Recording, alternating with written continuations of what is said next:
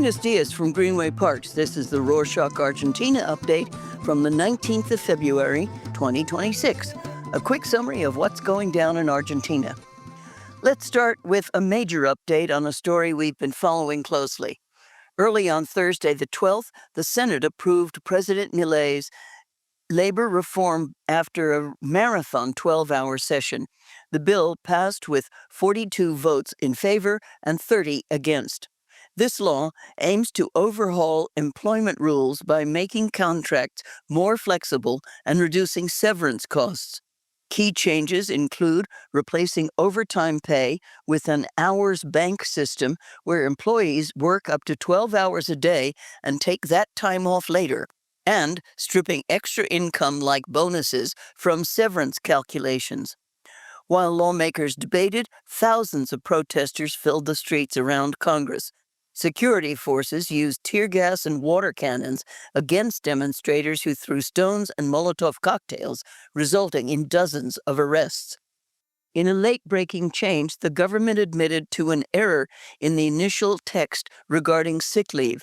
Senator Patricia Bullrich confirmed that they will modify the bill to ensure workers with severe or degenerative illnesses still receive their full salary rather than the 50% cut originally proposed for non-work-related injuries. The bill now heads to the lower house for final approval, with the administration hoping to sign it into law by the 27th of February. Because of that legislative move, the CGT, the country's largest union federation, announced a 24-hour nationwide general strike on Thursday the 19th. Transportation unions, including those representing trains, subways, and buses, halted all services. Union leaders argue the reform will not create new jobs, but will instead make existing ones more precarious for workers. In the follow-up to the protests outside Congress, the Security Ministry filed terrorism charges against 17 people. Authorities used a 2011 anti-terrorist law to accuse them of trying to destabilize the constitutional order. Alejandra Monteoliva, the security minister, specifically named 4 men, alleging they carried gasoline and explosives. While human rights groups called the police response brutal, the government insists that anyone committing violent acts against the state must face the harshest legal consequences. In other news from Congress, the lower house gave initial approval to a bill that lowers the criminal responsibility age from 16 to 14. As we've covered in previous episodes, the proposal establishes a new juvenile justice system where teenagers could face up to 15 years in prison for serious crimes like homicide or violent robbery. Supporters argue the current system fails to address modern crime, while critics say that the government is ignoring the root social causes of youth violence. The bill now heads to the Senate for a final vote. Since we are talking about government priorities, a technical team from the International Monetary Fund, or IMF, finished a one-week audit in Buenos Aires. The IMF's representatives reported significant progress in their talks with local officials.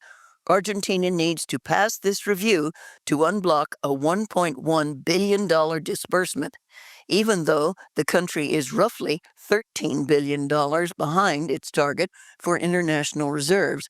Experts believe the IMF will grant a waiver because of President Milei's close alignment with the U.S.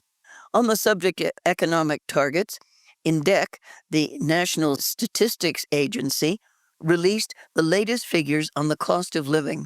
In January, a typical family of 4 needed over 1.3 million pesos, about $900, to stay above the poverty line. This marks a nearly 4% increase in just 1 month.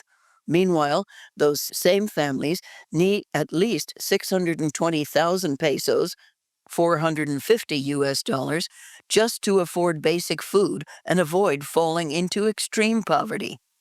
Meanwhile, a new report from Transparency International shows that the perception of corruption in Argentina has reached its worst level since 2019.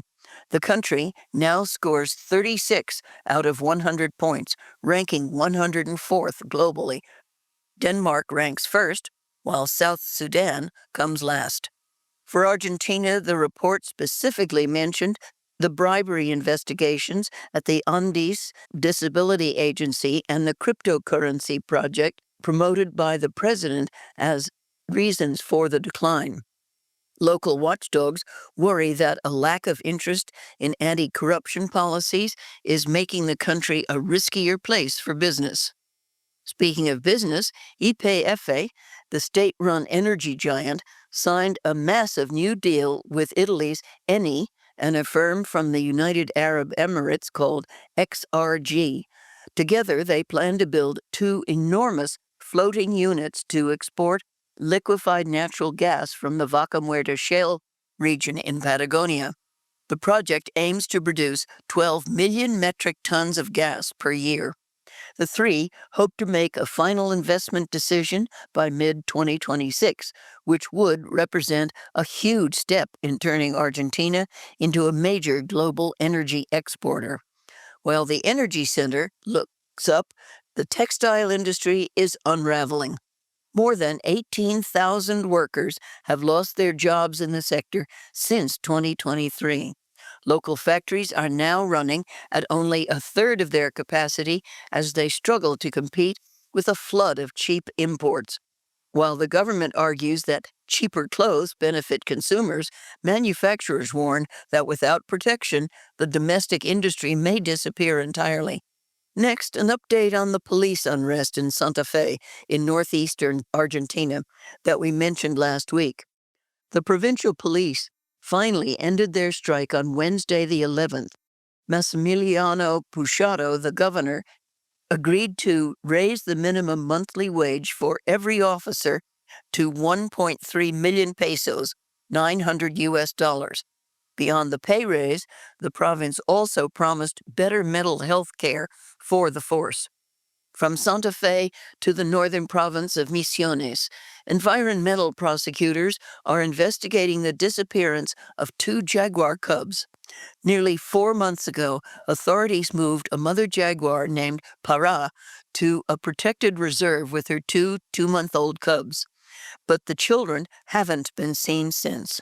Conservationists worry the cubs may have died during the move, which they called a serious improvisation. With fewer than 250 jaguars left in Argentina, the loss is a major blow to local wildlife efforts. Looking toward the future of the country, a new study reveals that primary school enrollment in Argentina will drop by 27% by 2030. Because of a falling birth rate, there will be 1.2 million fewer students in classrooms by the end of the decade. Experts say this demographic shift could be an opportunity to spend more resources per student, but only if the government starts planning for fewer classes and teachers right now. In sports, tennis player Francisco Cerundolo gave the local fans something to cheer about on Sunday the 15th. The top-ranked Argentine star beat Luciano Darderi in straight sets to win the Argentina Open for the first time. After losing 2 previous finals in Buenos Aires, Cerundolo finally hoisted the trophy at the Guillermo Vilas Center Court, solidifying his spot as the country's best player.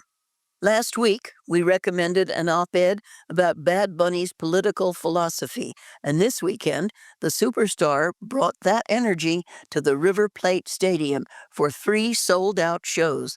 He played to 80,000 fans each night, making history with a massive production of fireworks and LED screens. He even wore a Lionel Messi jersey and played a snippet of Soda Stereo classic to show his love for the local crowd. On that note about musical collaborations, the Argentine duo Catriel and Paco Amoroso just released a new track featuring the legendary British musician Sting. The song, entitled Even Jesus Had a Bad Day, is a preview of their upcoming album. This international team-up comes just after the duo won their first Grammy and performed on the Jimmy Fallon Show in the U.S. To wrap up, a recommended read about urban life in the Argentine capital. Food writer Ali Sivak shared a personal essay titled "The Promises and Pitfalls of Grocery Shopping in Buenos Aires." The piece was published in English in the Buenos Aires Herald, and it's a reflection on the steep learning curve of relational living. Sivak draws a contrast between the anonymous, high-efficiency superstores you can find around the world and the fragmented, intimate circuit of neighborhood shops in Buenos Aires. Check the full piece with the link in the show notes. And that's it for this week. Thank you for joining us. For those who may want to find out if we get any of the other updates that we do going again, go to https://rorschach.com/updates/. It's also in the show notes. There, you can give us your email address, and we will let you know if anything changes. And of course, you can always just send us an email to info@rorschach.com and let us know to keep you informed. But most of all, thanks for the outpouring of support. Nos vemos la próxima semana.